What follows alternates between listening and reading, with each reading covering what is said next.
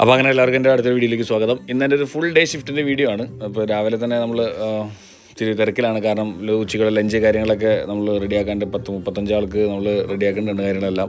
അപ്പോൾ ഇന്ന് ഞാൻ വെക്കണത് നമ്മുടെ ഷെപ്പേർഡ്സ് പൈ, പിന്നെ എന്താ പറയുക ഹാം, പോർക്കിൻ്റെ ഒരു ഇതാണ് ham and egg and chips, അതാണ് മൊത്തം വെക്കണത്. പിന്നെ കുറച്ച് വെജിറ്റബിൾസും. അപ്പോൾ അതിനുവേണ്ടി നമ്മൾ ആദ്യം തന്നെ നമ്മൾ ഫ്രോസൺ ആയിരിക്കും മൊത്തം. നമ്മുടെ ലാമ്പെല്ലാം ഫ്രോസണാണ്. ഇതിപ്പോൾ ഷെപ്പേർഡ്സ് പൈ അല്ല പൈ. അപ്പോൾ അത് നമ്മൾ ലാമ്പിൻ്റെയും പിന്നെ കോട്ടേജ് പൈ എന്ന് പറഞ്ഞാൽ അത് ബീഫിൻ്റെയാണ്. അപ്പോൾ ഇത് മിൻസാണ്. അപ്പോൾ ഈ സാധനം ഓൾറെഡി ഫ്രോസൺ ആയിരിക്കും. നമ്മൾ ഇന്നത്തേക്കാണെങ്കിൽ തലേ ദിവസം തന്നെ എടുത്ത് റെഡിയാക്കി വെച്ചിട്ടുണ്ടാവും, ഡീഫ്രോസ്റ്റ് ചെയ്യാൻ വെച്ചിട്ടുണ്ടാവും. പിന്നെ വെജിറ്റബിൾസ് ആയാലും ഇതേപോലെ ഫ്രോസണാണ് നമ്മൾ മേടിച്ച് സ്റ്റോർ ചെയ്ത് വെക്കുക. അപ്പോൾ ഇന്ന് നമ്മൾ എടുത്തതിന് കുറച്ച് ബ്രൊക്കോളിയും പിന്നെ ക്യാരറ്റുമാണ്.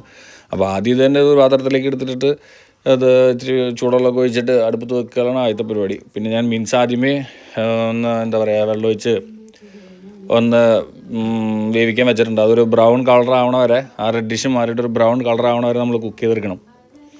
ഇവിടുത്തെ കുക്കിംഗ് സ്റ്റൈൽ എന്ന് പറഞ്ഞാൽ അത്ര വലിയ ടാസ്ക്കുള്ള പരിപാടിയൊന്നുമില്ല. അതുകൊണ്ടാണ് ഞാൻ പെട്ടെന്ന് ഷെഫായത്. അപ്പോൾ നമുക്കൊരു അവസരം കിട്ടിയപ്പോൾ നമ്മളതുകൊണ്ട് പെടച്ചെന്ന് മാത്രം. കാരണം ഇതിപ്പോൾ ഇവിടുത്തെ നമ്മുടെ നാട്ടിലെ പോലെ, നമ്മുടെ നാട്ടിലെങ്ങാനും ഒരു വീട്ടിലെ അടുക്കളയിലേക്ക് ചെന്ന് കഴിഞ്ഞാൽ അവിടെ എത്ര മസാലപ്പൊടി, ഈ മസാലകളും മല്ലിയും അങ്ങനെയുള്ള പൊടികളുടെ എണ്ണം ഉണ്ടെന്ന് ഇപ്പം ആരോട് ചോദിച്ചാലും അവർക്കറിയാൻ പാടില്ല. ഇപ്പം എൻ്റെ വീട്ടിൽ എത്ര ഉണ്ടെന്ന് എനിക്കറിയാൻ പാടില്ല. വീട്ടിൽ പോയി കൗണ്ട് ചെയ്ത് നോക്കേണ്ടി വരും. ചിലപ്പോൾ ഒരു 50 മേലേക്ക് ഉണ്ടാവും, പല ടൈപ്പായിട്ട്. പക്ഷേ ഇവിടുത്തെ ഷെൽഫ് തുറന്ന ഒരു കുഞ്ഞിക്കാട്ടി ഒരു ഇതിനകത്ത് 5-6 എണ്ണം, കുറച്ച് സ്പൈസസ്, അത്രേ ഉള്ളൂ. അത് ഞാൻ കാണിച്ചു തരാം ഇവിടെ എന്തോരം സ്പൈസസ് ഉണ്ടെന്നുള്ളത്. അത് 10-32 ആൾക്ക് ചെയ്യണതാണ്. ഇതിപ്പോൾ ഈ കാണുന്ന പോലെ മിൻസൊന്ന് ചെറുതായിട്ട് വെന്ത് തുടങ്ങിയിട്ടുണ്ട്. അപ്പോൾ അത് ഞാൻ കുറച്ച് സവാള ആഡ് ചെയ്യേണ്ടത്. അപ്പോൾ സവാളയും പിന്നെ ഇവിടെയുള്ള ആൾക്കാർ അങ്ങനെ സ്പൈസസും കാര്യങ്ങളൊന്നും ഉപയോഗിക്കില്ല. പക്ഷെ ഞാൻ എന്ത് ചെയ്യും, ഞാൻ നൈസായിട്ട് കുക്ക് ചെയ്യുമ്പോൾ അതിൻ്റെ ഇടയ്ക്കിടെ ലേശം മറ്റേ സിനിമനും, അതായത് നമ്മുടെ കറുകപ്പട്ടപ്പൊടി അല്ലെങ്കിൽ കരയാമ്പൂ, അങ്ങനെയുള്ള ചെറുതായിട്ട് കുറച്ച് സീസണൽസ് ഉണ്ട്. അപ്പോൾ നമ്മൾ അതൊക്കെ എന്ത് ചെയ്യും, പയ്യെ മൈൽഡായിട്ട്, അതായത് ഒരുപാട് ഇട്ടാൽ അവർക്ക് മനസ്സിലാവും. പക്ഷേ അത് എല്ലാവർക്കും ഇഷ്ടപ്പെടില്ല. 30-35 പേരുള്ളതല്ലേ. അപ്പോൾ അതിനകത്തിപ്പോൾ ഞാൻ ഒരു ബീസ്റ്റ് മറ്റേ ലാമിൻ്റെ ഒരു പൗഡർ ഇട്ട്, ഗ്രേവി പൗഡർ ഇട്ട് കുറച്ച്. അത് ആരും ഇവിടെ ആരും ചെയ്യില്ല. കാരണം നമ്മൾ എൻ്റേതായ ഒരു ചെറിയൊരു പരിപാടി. ഒരുപാട് ഇട്ടാൽ അത് വിനകടാ. അപ്പോൾ നമ്മളെന്ത് ചെയ്യും, എല്ലാം ഒന്ന് മൈൽഡായിട്ട് ലേശം മറ്റേ ചില്ലി ഫ്ലേക്സൊക്കെ നൈസായിട്ട് ഇട്ട് കൊടുക്കും.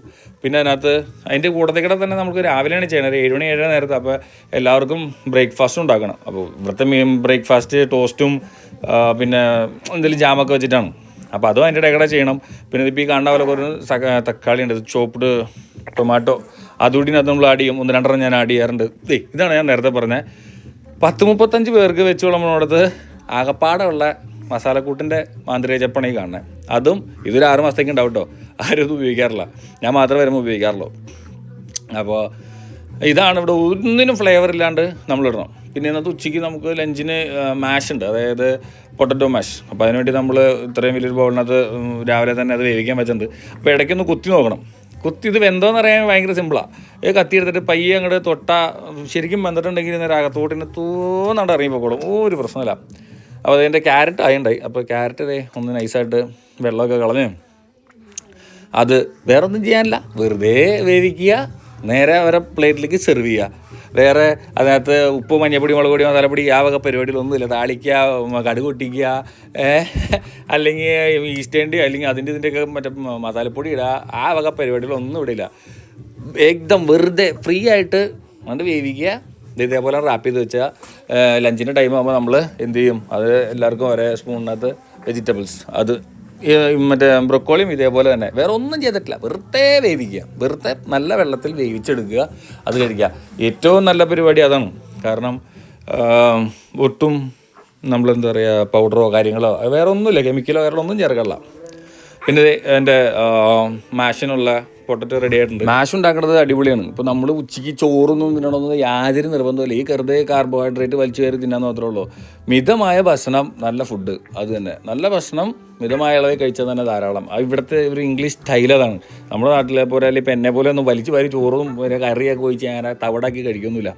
ഇതിപ്പോൾ മാഷ് ഉണ്ടാക്കുന്നത് വളരെ സിമ്പിളാണ്. ആ ഉരുളക്കിഴങ്ങ് അതിനോട് വേവിച്ച് കഴിഞ്ഞെടുത്തിട്ട് അതിനകത്തോട്ട് കുറച്ച് ബട്ടർ, അടിപൊളി ബട്ടർ എടുത്തിടാ. പിന്നെ കുറേ ഞങ്ങളുടെ ഡബിൾ ക്രീം ഉണ്ട്, മിൽക്കിൻ്റെ തന്നെ ഡബിൾ ക്രീം, അതും അങ്ങോട്ട് ഒഴിച്ചിട്ട് അങ്ങോട്ട് നന്നായിട്ടാണ്ട് കുഴച്ച് പേസ്റ്റാക്കി എടുക്കുക. അതൊരു സ്കൂപ്പ് എടുത്തിട്ട് നമ്മൾ നേരെ ഇപ്പോൾ എല്ല് വെച്ച് കൊടുക്കുകയുള്ളൂ. അതാണ് മാഷ്, അടിപൊളിയാണ്. അതിൻ്റെ കൂടെ ഗ്രേവിയും നോർമൽ ഗ്രേവിയും അങ്ങനെ എന്തെങ്കിലും ഉണ്ടെങ്കിൽ പരിപാടി കഴിഞ്ഞു. ഇവരെ പ്ലേറ്റിൽ വലിയ കാര്യമായിട്ട് വിപുലസമൃദ്ധമായിട്ട് കാര്യങ്ങളൊന്നും ഉണ്ടാവില്ല. സിമ്പിളായിട്ട് ഇപ്പോൾ ഞാൻ പോണൊക്കെ പ്ലേറ്റ് കാണിച്ചു തരാം. അപ്പോൾ ഈ മാഷ് ഇന്ന് ഈ പൈ ഉണ്ടാക്കാനായിട്ട് ഇതേപോലെ 2 ഇതിനകത്ത് സാധാരണ വലിയൊരു ട്രേയിലാണ് ഞങ്ങൾ ഉണ്ടാക്കാറ്. ആ ട്രേ കാണാനുണ്ടായില്ല, അത് എന്തോ ഡാമേജ് ആയിട്ട് മാറ്റി തോന്നുന്നു. അപ്പോൾ നമ്മൾ ഈ വെന്ത 80% വെന്ത ഈ പൈ നമ്മളെന്ത് ചെയ്യും, ലാമ്പ് ഇങ്ങനെ എടുത്തിട്ട് അതിൻ്റെ മുകളിൽ നന്നായിട്ട് കോൺക്രീറ്റ് ചാന്തിർന്ന പോലെ അങ്ങോട്ട് പെട്ടയ്ക്കുക, നേരെ അങ്ങോട്ട് തേച്ച് പിടിപ്പിക്കുക. കാരണം ഇത് ഇനി മറ്റേ നമ്മുടെ ഓവനകത്ത് ഇരുന്ന് ഒരു 1-2 മണിക്കൂറോളം സ്ലോ കുക്ക് ചെയ്ത് സാവകാശം സ്ലോ കുക്ക് ചെയ്ത് പയ്യെ എടുക്കുള്ളൂ. ഇതിൻ്റെ മുകളിലോട്ടൊരു നമ്മൾ തേച്ച് മിനുക്കി റെഡിയാക്കി വെച്ചാൽ നമ്മുടെ മാഷിൻ്റെ മുകൾ ഭാഗം മൊത്തം ഒരു ബ്രൗണിഷ് അല്ലെങ്കിൽ ഒരു ബ്രൗൺ കളറൊക്കെ ആവണ വരെ നമ്മൾ ഒരു ലോ ഫ്ലെയിമിലോ അല്ലെങ്കിൽ ഒരു മീഡിയം ഫ്ലെയിമിലേക്ക് ഇട്ടിട്ട്, മീഡിയം ഹീറ്റ് ഫ്ലെയിമിലല്ല, ഈ മീഡിയം ഹീറ്റിലേക്ക് ഇട്ടിട്ട് നൈസായിട്ട് നമ്മൾ കുക്ക് ചെയ്തെടുക്കും. അതാണ്. പിന്നെ അതിൻ്റെ കൂടത്തെ ഇത്തിരി ഗ്രേവിയും ഇച്ചിരി വെജിറ്റബിൾസും വെച്ചാൽ ഇന്നത്തെ ലഞ്ച് കഴിഞ്ഞ്. പറയുമ്പോൾ സിമ്പിളാണ്, പക്ഷെ നമുക്ക് കുറച്ച് റിസ്ക്കും കാര്യങ്ങളൊക്കെ ഉണ്ട്. കാരണം ഇപ്പോൾ എല്ലാവർക്കും ഒരേപോലെ ഭക്ഷണങ്ങൾ കഴിക്കാൻ പറ്റില്ല. കുറച്ച് ആൾക്കാർ സോഫ്റ്റ് ആയിട്ടുണ്ടാവുന്ന ആൾക്കാരുണ്ടാവും, അതേപോലെ തന്നെ ഇന്ന ഭക്ഷണങ്ങൾ കഴിക്കാൻ പാടാത്ത ആൾക്കാരുണ്ടാവും. അപ്പോൾ അതൊക്കെ നോക്കിയിട്ട് വേണം നമ്മൾ ചെയ്യാൻ. ഇപ്പോൾ നമ്മൾ കൊടുക്കുന്ന ഭക്ഷണം കൊണ്ട് ആർക്കെങ്കിലും എന്തെങ്കിലും ഒരു ബുദ്ധിമുട്ടുണ്ടായാൽ നമ്മൾ അത്രയും ക്ലീനും കാര്യങ്ങളായിട്ട് നമ്മൾ ഹാൻഡിൽ ചെയ്യണം. അല്ല, നമ്മൾ കഴിക്കുന്ന ഭക്ഷണം ഉണ്ടാക്കുന്ന ഭക്ഷണം കൊടുത്ത് ആർക്കെങ്കിലും എന്തെങ്കിലും ബുദ്ധിമുട്ടൊക്കെ വന്നു കഴിഞ്ഞാൽ നമ്മൾ നേരെ അകത്താ പോകും. അപ്പോൾ അതൊക്കെ സൂക്ഷിച്ച് കണ്ടിട്ടൊക്കെ വേണം എല്ലാ കാര്യങ്ങളും അത്രയും ഡീറ്റെയിൽ ആയിട്ട് നമ്മൾ ചെയ്യണം, അല്ലെങ്കിൽ പെടും. പിന്നെ ഇന്ന് അപ്പോൾ ഈ ലഞ്ചിനേക്കുള്ള ഏകദേശം പരിപാടികളൊക്കെ അടുപ്പിച്ച് കഴിഞ്ഞായിരുന്നു. ഇനിയിപ്പോൾ ലഞ്ച് കഴിയുമ്പോൾ തന്നെ ഇവർക്ക് എന്തെങ്കിലും മധുരം കഴിക്കണം. നമ്മുടെ നാട്ടിലൊക്കെ പറയാമല്ലേ, ഭക്ഷണത്തിൻ്റെ കുറേ ലേശം മധുരമാവാം എന്ന് പറഞ്ഞ പോലെ മധുരം കഴിക്കണം നിർബന്ധമാണ്. അപ്പോൾ ഒരു കേക്ക് ഉണ്ടാക്കണം, സ്പഞ്ച് ഉണ്ടാക്കണം. അപ്പോൾ നമ്മൾ ഹോം മെയ്ഡ് തന്നെ ഒരു കേക്ക് ഉണ്ടാക്കണതിൻ്റെ കൂട്ടത്തിൽ തന്നെ ഇതെല്ലാം രാവിലെ തന്നെ നടക്കുന്ന പരിപാടികളാണ്. ഒരു 2-3 മണിക്കൂറിനുള്ളിൽ ഇതെല്ലാം ഓടിച്ച് തീർക്കണം. അപ്പോൾ ഈ കേക്ക് ഉണ്ടാക്കാൻ നമുക്ക് അധികം വേണ്ട. ഒരു കാസ്റ്റർ ഷുഗർ ഒരു 1 കിലോ ഷുഗർ, 1 കിലോ ബട്ടർ, ഒരു 8 മുട്ട, പിന്നെ ലേശം ഒരു ബേക്കിംഗ് സോഡയുടെ ഇട്ടിട്ട് ഇതേപോലെ അങ്ങോട്ട് അടിച്ച് കലക്കുക. അപ്പോൾ ഇതെല്ലാം നന്നായിട്ട് ബ്ലെൻഡർ വെച്ച് അടിച്ച് മെനയാക്കി നല്ല സോഫ്റ്റാക്കി എടുക്കണം. ലാസ്റ്റ് മാത്രമാണ് നമ്മൾ പൊടി ഇടുമല്ലോ, നമ്മുടെ സെൽഫ് റൈസിങ് ഫ്ലവർ ഉണ്ട്. അപ്പോൾ അത് ഇട്ടിട്ട് വേണം നമ്മൾ ഇത് അവസാനം ചെയ്യാനായിട്ട്. അതിട്ടാൽ അല്ലെങ്കിൽ ഓട്ടോമാറ്റിക്കലി വീർക്കും, പെട്ടെന്ന് വീർക്കും. അങ്ങനെ പെട്ടെന്ന് വീർക്കാതിരിക്കാൻ അത് ലാസ്റ്റ് നമ്മൾ ചേർക്കുക. അപ്പോൾ ഇതേപോലെ അടിച്ചിട്ട് നേരെ കുറച്ച് ചോക്ലേറ്റ് ചോപ്സ് അതിടുക. പിന്നെ ഇതൊക്കെ നമ്മുടെ എന്ത് അതിനകത്ത് ആഡ് ചെയ്യണം എന്നുള്ളത് വിചാരിച്ചിട്ടാണ് ആ കേക്കിന് പേര് വരിക. ഇപ്പം ഞാൻ ചോക്ലേറ്റ് ഇട്ടാൽ അത് ചോക്ലേറ്റ് സ്പഞ്ചായി. ഞാനിപ്പോൾ അതിനകത്ത് എന്താ വെച്ചാൽ ഡ്രൈ ഫ്രൂട്ട്സ് ഇട്ടാണെങ്കിൽ ഡ്രൈ ഫ്രൂട്ട്സ് സ്പഞ്ചായി, അല്ലെങ്കിൽ എങ്ങനെ ചോക്ലേറ്റ് ആണെങ്കിൽ ചോക്ലേറ്റ് കേക്കായി. എങ്ങനെ വേണമെങ്കിലും നമുക്കത് നമ്മുടെ ആ നേരത്തെ മൂടും നമുക്ക് അവിടെ കിട്ടുന്ന സാധനങ്ങളൊക്കെ വെച്ചിട്ട് വേണം നമ്മൾ ഡീലാക്കാൻ.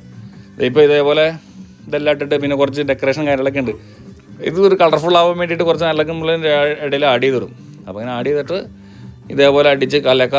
അതിനൊരു ഇതുണ്ട്, ഒരു പ്രത്യേക ഒരു എന്താ പറയുക, ഒരു പരുവാവണ വരെ നമ്മൾ ഇതേപോലെ ബ്ലെൻഡ് ചെയ്ത് ഒന്ന് റെഡിയാക്കിയിട്ട് നമ്മൾ ബേക്കിംഗ് പാൻ ഉണ്ട്. ആ ബേക്കിംഗ് പാനിനകത്ത് ഒരു പേപ്പർ വെച്ചിട്ട് അതിനകത്തോടെ നേരെ അടിപൊളിയായിട്ട് നമ്മൾ അതിനകത്തേക്ക് വെക്കുക.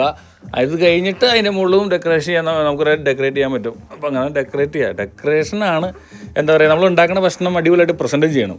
അതിലാണ് കഴിക്കാൻ തോന്നുന്ന ആൾക്കാർക്ക്. അല്ലാണ്ട് നമ്മൾ എത്ര ക്വാളിറ്റിയുള്ള ഭക്ഷണമാണ് അല്ലെങ്കിൽ അത്ര ഹൈ പ്രോട്ടീനാണ്, എത്ര ഗുഡാണെങ്കിലും കാണാൻ ഒരു മെനയില്ലെങ്കിൽ ഒരുത്തിനും കഴിക്കാൻ പോലുള്ള. അപ്പോൾ കാണുമ്പോൾ സംഗതി പുഷ്ടിയായിരിക്കണം. അപ്പോൾ അതേപോലെ നീറ്റ് ആൻഡ് ക്ലീൻ ആയിട്ട് നമ്മൾ ഉണ്ടാക്കുക, അത് പ്രസൻറ്റ് ചെയ്യുക. ഞാൻ നേരത്തെ പറഞ്ഞ പോലെ ഇനി ഇതിനകത്തോട്ട് നമ്മൾ കറക്റ്റായിട്ട് വെച്ച് അതിൻ്റെ അകത്ത് ഇതൊന്ന് ഷേപ്പ് ചെയ്ത് നമ്മളൊരു കാണുമ്പോൾ തന്നെ ഒരു മെനയൊക്കെ വേണ്ട, അല്ലെങ്കിൽ മറ്റേ കാക്കമന്തിയ പോലെ ഇരിക്കും. നമ്മൾ നീറ്റായിട്ട് ടോപ്പൊക്കെ ഒന്ന് മെനയാക്കി അതിൻ്റെ മുകളിൽ കുറച്ച് സാധനം ഒന്ന് ഡെക്കറേറ്റ് ചെയ്ത്. അപ്പോൾ എല്ലാവർക്കും ഇങ്ങനെയുള്ള ഇവിടുത്തെ പ്രത്യേകത വെച്ചാൽ ഇവിടെ തന്നെ നമ്മളെല്ലാം കേക്ക് ആയിക്കോട്ടെ, ഷേക്ക് ആയിക്കോട്ടെ, ഐസ്ക്രീം ആയിക്കോട്ടെ, എല്ലാം. ഐസ്ക്രീമൊക്കെ നമ്മൾ പുറത്ത് മേടിച്ചാലും നമ്മൾ മാക്സിമം സാധനങ്ങൾ ഇവിടെ തന്നെ ഉണ്ടാക്കിയിട്ടാണ് ചെയ്യുക. അതുകൊണ്ട് എന്താ പറയുക, പുറത്തുനിന്നുള്ള ഭക്ഷണം ഇവിടെ വളരെ കുറവാണ്. ഞങ്ങൾ എന്താ പറയുക, വെള്ളിയാഴ്ച ആയിക്കോട്ടെ ഫിഷ് ആൻഡ് ചിപ്സും നമ്മൾ ഇവിടെ തന്നെ സ്വന്തമായിട്ടാണ് ചെയ്യണത്. ഫിഷ് മാത്രമേ നമ്മൾ പുറത്ത് മേടിക്കാറുള്ളൂ.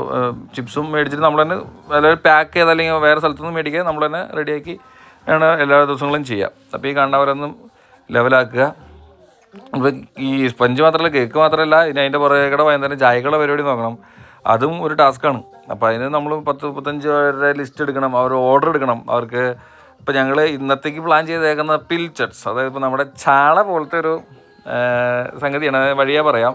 അപ്പോൾ ഞാൻ നേരത്തെ പറഞ്ഞ പോലെ ഇത് ഇങ്ങനെ ഡെക്കറേറ്റ് ചെയ്യാനും കുറേ സാധനങ്ങളൊക്കെ നമുക്ക് ഓൾറെഡി ഇവിടെ ഉണ്ട്, നമുക്ക് മേടിക്കാനും കിട്ടും. അപ്പോൾ ഇതൊക്കെ വെച്ചൊന്ന് ഡെക്കറേറ്റ് ചെയ്യാം, കാണാൻ കളർഫുള്ളാവാം. ഇങ്ങനെ ഒരു കേക്ക് നമുക്ക് വീടും സിമ്പിളായിട്ട് ഉണ്ടാക്കാമെന്നേ ഉള്ളൂ. ഇങ്ങനെ ഒരു കേക്ക് ഉണ്ടാക്കിയിട്ട് അതിൻ്റെ മുകളിൽ പേര് എഴുതിയാലും അടിപൊളി സെറ്റപ്പ്. ഒരു ബർത്ത്ഡേ കേക്കൊക്കെ നമുക്ക് സിമ്പിളായിട്ട് ഉണ്ടാക്കാൻ പറ്റും. ഇവിടെ ഇപ്പോൾ ഞങ്ങൾക്ക് ഇപ്പോൾ നാളെ കൊച്ചിൻ്റെ ബർത്ത്ഡേ ആണ്. അപ്പോൾ കൊച്ചിൻ്റെ ബർത്ത്ഡേക്ക് ഇപ്പോൾ കേക്ക് പുറത്തുനിന്ന് മേടിക്കണമെങ്കിൽ തന്നെ നല്ല പൈസയാണ്. ഒരു എങ്ങനെ പോലെ 10,000-3000 രൂപ ഒരു കേക്കിന് പോവും. അപ്പോൾ അതും ഒരു ചെറിയ കേക്കിന്. ഇതിപ്പോൾ നമുക്ക് ഇത്ര ആൾക്കാർക്ക് കൊടുക്കാൻ വേണ്ടി വലിയ കേക്കാണ്. അപ്പോൾ ഇതാണ് ഏറ്റവും വലിയ ഒരു ടാസ്ക്. പിന്നെ ഇപ്പോൾ ഇത് തീർക്കുക. വേറെ ഇനിയൊന്നും ഇപ്പോൾ ഏകദേശം ഞാൻ പറഞ്ഞ പോലെ ഫുഡ് ഒന്ന് നോക്കിയതേ കണ്ട, നേരത്തെ പറഞ്ഞ പോലെ ഒന്ന് ബ്രൗണിഷ് ആവണം. അതും ഞാനൊന്ന് നോക്കി. പിന്നെ ഇതൊന്നത് നമ്മുടെ മൈക്രോവേവിൽ തന്നെ 150-200 200 ഞാൻ ഇട്ട ആ ഹീറ്റ്.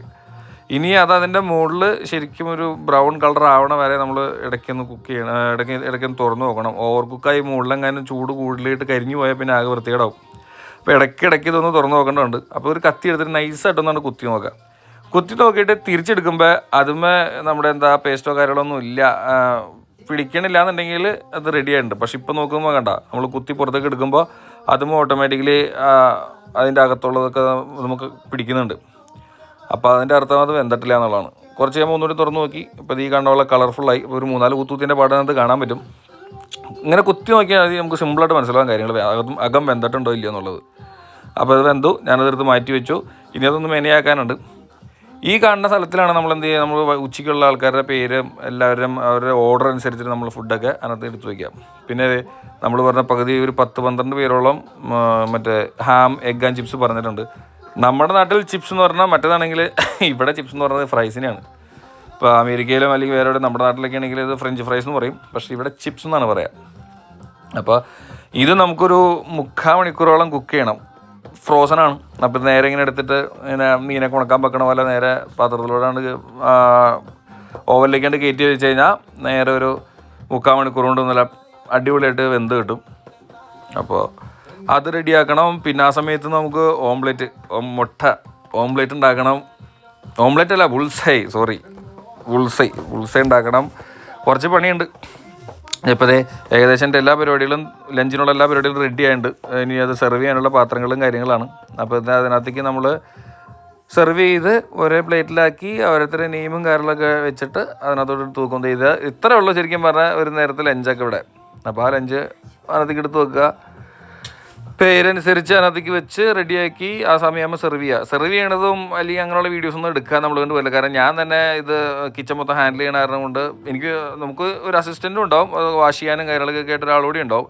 പക്ഷേ എന്നാലും നമ്മൾ ഭയങ്കര ബിസി ടൈമാണ്. അപ്പോൾ ആ ബിസി ടൈമിൽ നമുക്ക് ഒറ്റയ്ക്ക് ക്യാമറ ഒന്നും പിടിക്കുന്ന പരിപാടി നടക്കണമെന്നല്ല. പിന്നെ നമ്മൾ വീഡിയോ എടുക്കണു, പക്ഷേ അതൊന്നും മറ്റുള്ളവരെ ആ വീഡിയോയിൽ വരുത്താൻ എനിക്ക് ഒട്ടും താല്പര്യമില്ല. അതുകൊണ്ട് അങ്ങനെയുള്ള വീഡിയോകളൊന്നും ഞാൻ എടുത്തിട്ടില്ല.